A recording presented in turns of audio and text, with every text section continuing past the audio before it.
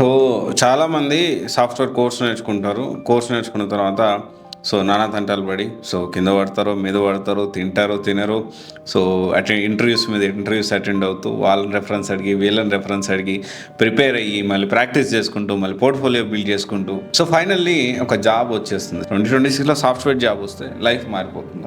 Basically ఇక్కడ దీని గురించి మనం ఖచ్చితంగా మాట్లాడుకోవాలి. This is a life experience I want to share.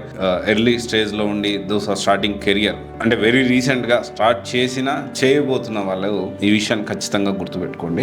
ఇక్కడ ఏంటి అంటే సాఫ్ట్వేర్ జాబ్ వచ్చాక లైఫ్ మారిపోతుందా?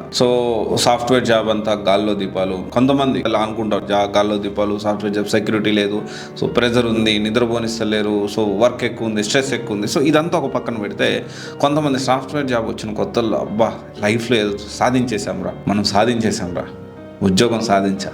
పేరెంట్స్కి చెప్పేటప్పుడు, నాన్న నాకు ఉద్యోగం వచ్చింది, అమ్మ నాకు ఉద్యోగం వచ్చేసింది, ప్యాకేజ్ ప్యాకేజ్ 3 లక్షల ప్యాకేజ్, 2 లక్షలు, 2.5 లక్షల ప్యాకేజ్, లేదా 5 లక్షల ప్యాకేజ్, లేదా 9 లక్షల ప్యాకేజ్, నాకు ఉద్యోగం వచ్చేసింది చెప్పినప్పుడు ఫీలింగ్ చాలా బాగుంటుంది కదా. పేరెంట్స్ కూడా ఒక రకమైన ప్రౌడ్ ఫీలింగ్లో ఉంటారు. ఆ టైంలో ఉండాలి కూడా, మనం కూడా చాలా హ్యాపీ మూమెంట్స్ అవి. కానీ ఇక్కడ హ్యాపీ మూమెంట్సే, కానీ ఇదే హ్యాపీనెస్ కంటిన్యూ అవ్వాలి అంటే చాలామంది రాంగ్ డైరెక్షన్లో వెళ్తూ ఉంటారు. నేను మాట్లాడుతున్నా అక్కడ అంటే సాఫ్ట్వేర్ జాబ్ వస్తే డెఫినెట్లీ ఎస్ లైఫ్ మారిపోతుంది. And at the same time ఆ మారిన లైఫ్ని ఎప్పుడైనా గుర్తుపెట్టుకోండి, ఫైనాన్షియల్ స్టెబిలిటీ అనేది 100 కోట్లు సంపాదించేవాడు కూడా ఉండదు. నాకు జాబ్ వచ్చింది ఇంకా నాకు కంప్లీట్ నేను ఇబ్బంది లేకుండా ఉంటుంది అనేది కాదు. ఇక్కడ జాబ్ వచ్చిన తర్వాత ఫస్ట్ మనం ఆలోచించాల్సింది ఇంకేం నేర్చుకుంటే నా జీతం పెరుగుతుంది, డౌన్ ద లైన్ నెక్స్ట్ 5 yearsలో నేను ఎక్కడ ఉండాలి, ఆప్షన్ ఏ ఏంటి, ఆప్షన్ బి ఏంటి, ఫైనాన్షియల్లీ మనం ఎంత సెక్యూరిటీ ఉండాలి, స్టేబుల్గా ఉండాలి. కనీసం ఒక 2-3 నెలలు అన్న, అట్లీస్ట్ ఒక 6 months. If I say that job చేసే వాళ్ళు అయితే ఒక 6 months నీ ఫ్యామిలీకి కావాల్సిన గ్రాసరీస్ కానీ బేసిక్ ఖర్చులు, ఎగ్జాంపుల్ ఒక 20,000, 25,000, ఒక 30,000 అవుతుంది అనుకున్నాం నెలకి, లేకపోతే ఒక 20,000 అవుతుంది అనుకుందాం, ఒకవేళ మ్యారేజ్ అయినా లేకపోతే ముందుగా అయినా కానీ ఒక 20,000 ఖర్చు అవుతుంది. అట్లీస్ట్ 6 months అంటే ఆల్మోస్ట్ 1,20,000 బఫర్ అమౌంట్ నీ దగ్గర ఉండాలి. చాలా మంది జాబ్ వచ్చినాక రిలాక్స్ అయిపోతూ ఉంటారు. అండ్ ఇంకోటి వచ్చేసి 100 కోట్లు సంపాదించేవాడు ఒక్కోసారి ఫైనాన్షియల్ స్టెబిలిటీ ఉండదు, 10,000 కూడా లేని పరిస్థితి అనేది ఖచ్చితంగా ఉంటుంది. అలాంటి పరిస్థితి వచ్చినప్పుడు కుంగిపోకూడదు, ఎందుకంటే నేను ఎక్స్పీరియన్స్ చేశాను.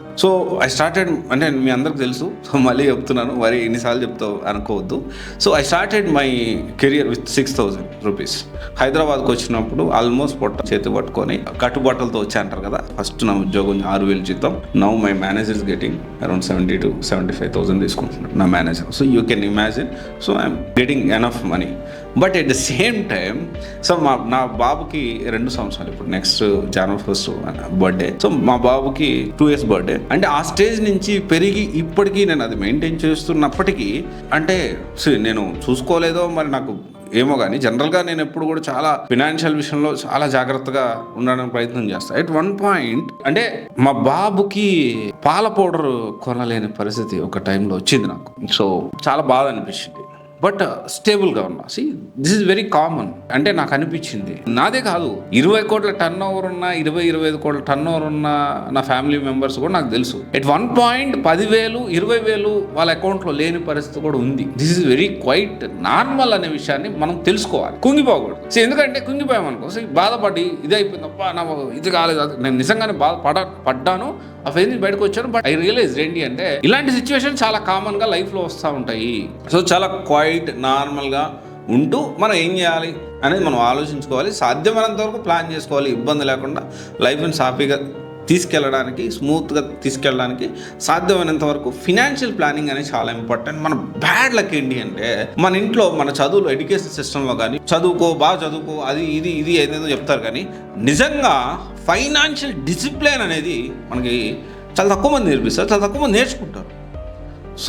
జాబ్ తెచ్చుకోవడం ఎంత ఇంపార్టెంటో అంతకు 10 రెట్లు, అంతకు 10 రెట్లు నీ లైఫ్ బాగుండాలి అనుకుంటే ఫినాన్షియల్ డిసిప్లిన్ అనేది చాలా ఇంపార్టెంట్. నీకు 10 లక్షలు నెలకు సంపాదించిన, 20 లక్షలు నెలకు సంపాదించిన, లేదా 50 లక్షలు నీ ప్యాకేజ్ అయినప్పటికీ if you don't have financial discipline, and definitely you will end up with messy. అంటే మెస్సీ అయిపోయి గందరగోళం అయిపోతారు. లైఫ్ అనేది ప్రాబ్లమ్స్ ఫేస్ చేస్తారు. I always keep telling this point to నా తర్వాత అంటే మా తమ్ముళ్ళకి కానీ, లేకపోతే మా కజిన్స్కి కానీ, నా ఫ్యామిలీ మెంబర్స్కి కానీ, మా పిల్లలకు కానీ.